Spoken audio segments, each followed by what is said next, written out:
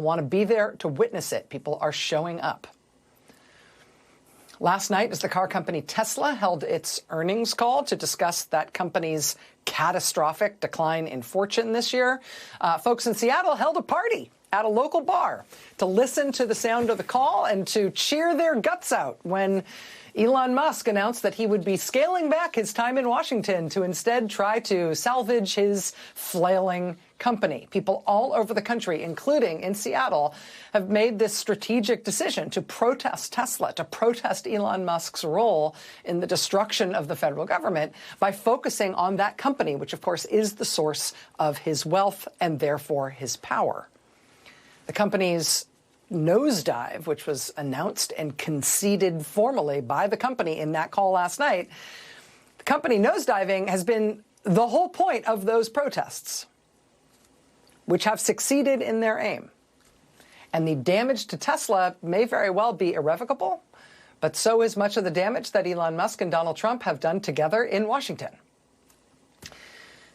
The only thing successful here is the focus on Tesla strategy, which has apparently succeeded in pushing Elon Musk out of the bizarre, unprecedented, unelected government role he took in Washington after paying for Donald Trump's presidential campaign. It worked. Pushback doesn't always work, but not pushing back never works. And sometimes when you do push back, you win. So this is my last week of doing this show 5 nights a week. I said around inauguration time that I would be here for the first 100 days of Trump's term in office. That 100 days is up a week from tonight. And so a week from tonight will be my last night of this 5-day-a-week thing. I will stop doing 5 nights a week. Next week, I will go back to just doing Mondays. I'm not going away. I'm going to be here every Monday. And the great Jen Psaki is going to be here at 9 o'clock Eastern time, Tuesday to Friday. You're going to love it. Don't worry. It's all going to be fine.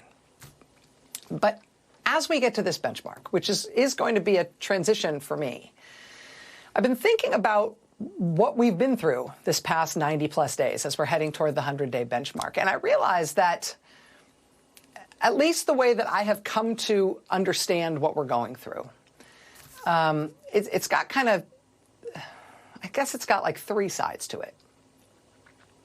I mean, yes, this is a story of Trump's extremism, right? We really are, without a doubt, going through a kind of attempted authoritarian takeover of our country.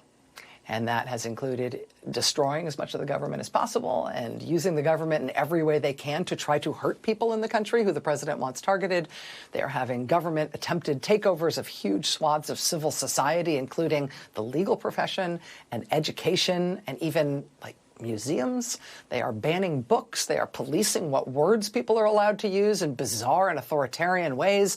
They are using terror tactics and secret police tactics against people they are targeting, including secret detention and sending people to foreign gulags. They are reversing our alliances with the countries of the free world and aligning us with the dictatorships instead. They have freaking redecorated the White House with cheesy-looking gold gewgaws, so it looks like a cheap budget hotel version of the Kremlin. I mean, like, we are there. The authoritarian project is definitely here. It is what we are up against. Everybody who warned against that before the election was correct, no question. That's part of it. Right. The second part of what we're going through is the country loudly and roundly saying no to that. People protesting against him in every single state in the country, in blue states, in red states, in big cities, in small towns, in Washington, and everywhere else. I mean, every single freaking day. This was yesterday in Detroit and yesterday in San Diego. People protesting, saying, hands off the EPA. This was Tyler, Texas yesterday. People absolutely reaming out their Republican Congressman Nathaniel Moran at a town hall in his district in Tyler, Texas. This was North Carolina earlier this week. People in Republican Congressman Ted Budd's district holding an empty chair town hall there for him, to which he refused to show up. They packed the house anyway without him. This is Pomona, California yesterday. People turned out to protest at a Home Depot parking lot after Trump's immigration agents came there earlier that day and arrested people from that parking lot. The community turned out in response.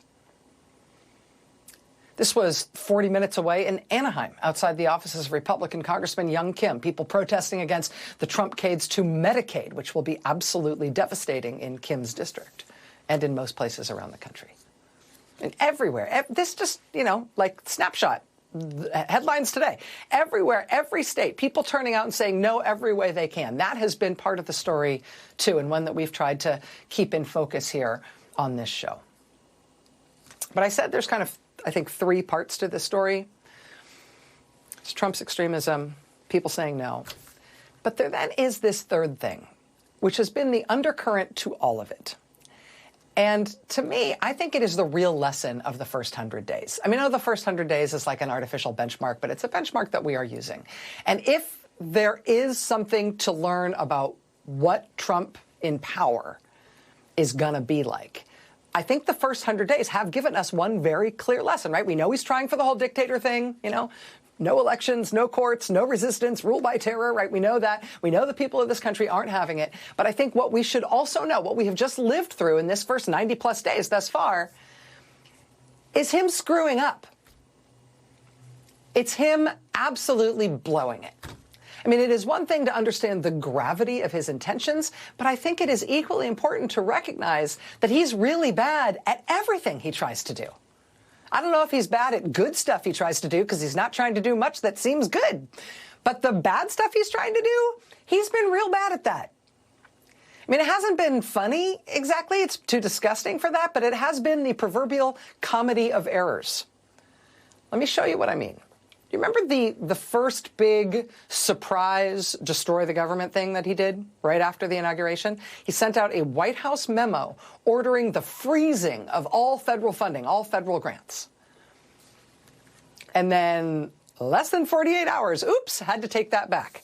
Headline, Trump White House rescinds memo freezing federal grants after widespread confusion and legal challenges. Quote, President Donald Trump's budget office on Wednesday rescinded a memo freezing spending on federal grants less than 2 days after it sparked widespread confusion and legal challenges across the country. The Monday evening memo from the White House Office of Management and Budget sparked uncertainty and left the White House scrambling to explain what would and wouldn't be subject to a pause in funding. So that was kind of the first big thing he did, and then they immediately had to take that back. Did we say freeze federal funding? We didn't. We're just going to, that's rescinded. We'll try that again. Right out of the gate. And then right on the heels of that, you remember this one? When they accidentally put somebody in charge of the FBI who they didn't mean to?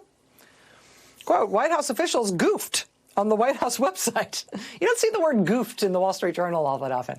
White House officials goofed on the White House website and listed the wrong man in charge of the FBI, people familiar with the matter said. Instead of correcting the error, White House officials let it stand, and the two men traded temporary titles at the FBI. So they, accidentally put the wrong person as the acting head of the FBI, mixed up the names. We didn't mean to put you in there. Oh well, who cares? We'll just let the other guy we didn't mean to put in charge of the FBI be in charge of the FBI. What could possibly go wrong? Immediately after that, turns out they accidentally put the names of hundreds of CIA officers in an unclassified email and sent it to the White House, where things like that just kind of happen now. That same day, we learned that Trump has accidentally made it impossible for the Postal Service to accept mail from China. Trump made an announcement about shipping things from China. He had no idea, apparently, what the implications of that announcement would be. But then the post office announced, based on what you said, sir, this means America can no longer receive mail from China. And, well, I'm not exactly sure what he did mean, but that wasn't what he meant. So, that had to be reversed, too. By then, the president's top campaign donor was working his bizarre magic in Washington, so we got the accidental firing of the National Nuclear Security Agency, which handles the safe transportation, storage, assembly, and dismantling of our nation's nuclear weapons. We didn't mean to do that.